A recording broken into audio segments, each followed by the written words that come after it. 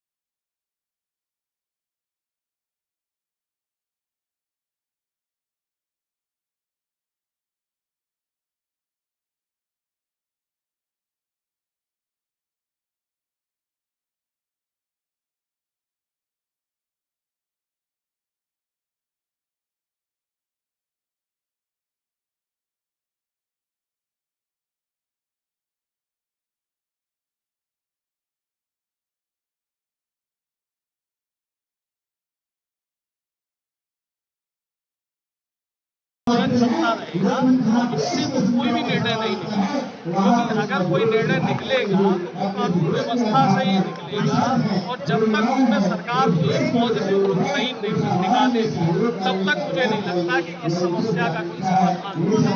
आप इसका संज्ञान लीजिए। जब सरकार ने संज्ञान नहीं लिया, सरकार ने नहीं सुनी, तो ये दिसंबर जनवरी में आके यहाँ बैठे थे 2-3 दिन के लिए, और तब खेल मंत्री ने आश्वासन दिया था कि साफ सुनवाई होगी। लेकिन खेल मंत्री भी मुकर गए। पीटी उषा जी जो ओलंपिक संघ की विधिया की जो चेयरमैन है, उन्होंने भी जो कार्रवाई करनी चाहिए थी वो कार्रवाई नहीं की। हालांकि बाद में पीटी उषा जी ये कह रहे हैं कि ये घर का मामला है और इस मामले को जो बैठ के सुलझा लो। तो जब बैठ के सुलझाने का समय था तब पीटी उषा जी ने शायद उस बात को गंभीरता से नहीं लिया। अब जो है ना, हर चीज की एक टाइमिंग होती है। अब गेंद उनके पाले से निकल चुकी है। अब अगर इस मामले का न्याय होना है तो वो न्याय जो है कोर्ट में ही होगा, और कोर्ट ही एक आखिरी रास्ता बचा हुआ है। कोर्ट तक वो मामला कब पहुंचेगा, असली पेच ये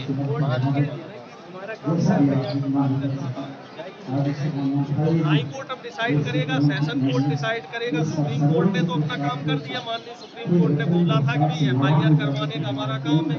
और आप इसमें एक चीज और देखिए कि पॉस्को एक्ट में तुरंत गिरफ्तारी होनी चाहिए थी, लेकिन अब तक गिरफ्तारी नहीं हुई है। लगभग 10 दिन से ज्यादा का समय हो चुका है। तो आप इतना अंदाजा लगा लो कि साहब किस तरीके से ब्रजभूषण जो है वो अपने पद का दुरुपयोग कर रहा है और सरकार दबी हो। आप पंचायतों में संगठन से उन्होंने जो वक्त लिया है वो क्या सोच के लिया है? क्या उम्मीद है कि कोई डिसीजन लेगी? देखो साहब, अभी कर्नाटक चुनाव हो सकता है खाप पंचायतों ने सोचा हो, क्योंकि हमारी जो सरकार है वो चुनावी मोड में रहती से ले संज्ञान में ले, तो इस वजह से एक 15 दिन का समय दिया गया है।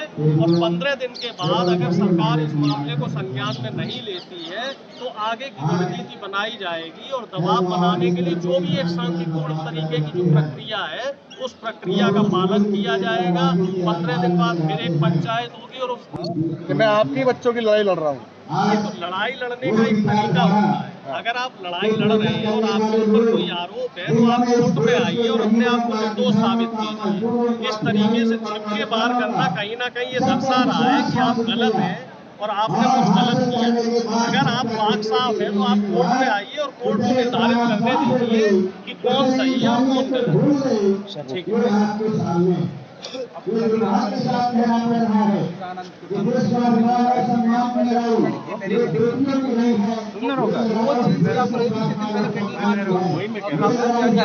अब यहाँ पर एक कम से यहाँ पर बैरिकेडिंग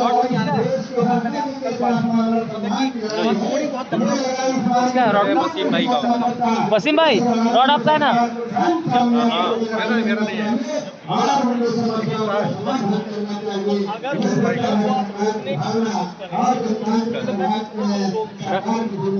भाई मिल जाएगा, कोई आएगा तो एक अच्छी बात ये किसका है?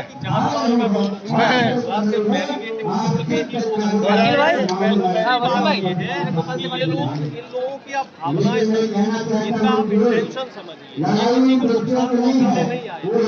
ये लोग सिर्फ जो यहाँ पे पहलवान बैठे हुए हैं किसी के बच्चे रात में खुली छत के नीचे वो सो रहे हैं। और 2 दिन 3 दिन पहले एक वारदात होती है, जिस वारदात में चारपाई नहीं लेने दी जाती, क्योंकि उस दिन यहाँ बारिश हुई थी और इन लोगों से जो बिस्तर पुलिस से लोगों की जिसमें दो पहलवानों को उसमें से एक पहलवान यादव के नाम जैसे यहाँ पे बदनाम करने की कोशिश की जा रही है कि हरियाणा के लोग हैं जो पहलवान घायल हुआ। कुल मिला जुला के बात ये है कि ये नौबत आई। अहम जो सवाल आता है, सवाल हमारा ये है कि ये नौबत आखिर क्यों उनको बैरिकेडिंग करना? अगर सरकार इनको न्याय दे दे, इनकी सुनवाई कर दे तो ये नौबत ही ना आए। आप भी यहाँ ना रहो, हम भी यहाँ ना रहे, तो पहलवान पूरे 15 दिन से यहाँ बैठे हुए हैं बेचारे, तो इनको भी ना बैठना पड़े। और तमाम जो लोग हैं जो परेशान हो रहे हैं, पुलिस के लोग परिवार है, पुलिस सुरक्षा करने वाले लोग हैं, रैपिड एक्शन जो लोग हैं 24 घंटे जो ड्यूटी कर रहे हैं, पुलिस को भी ये परेशानी करे, कुल मिला जुला के सरकार का जो रवैया है वो बड़ा ही इस समय कह सकते निराशाजनक है। यहाँ पर आप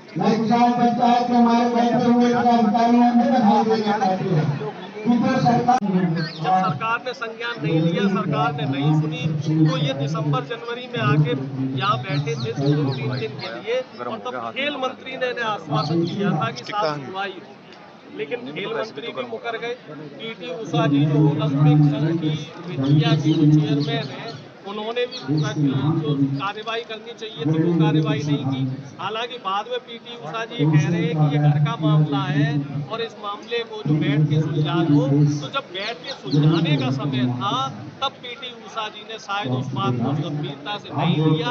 अब जो है ना, हर चीज की एक टाइमिंग होती है। अब गेंद उनके पाले से निकल चुकी है। अब अगर इस मामले का न्याय होना है तो वो न्याय जो है कोर्ट में ही होगा, और कोर्ट ही एक आखिरी रास्ता बचा हुआ है। कोर्ट तक वो मामला कब पहुंचेगा, असली पेचिए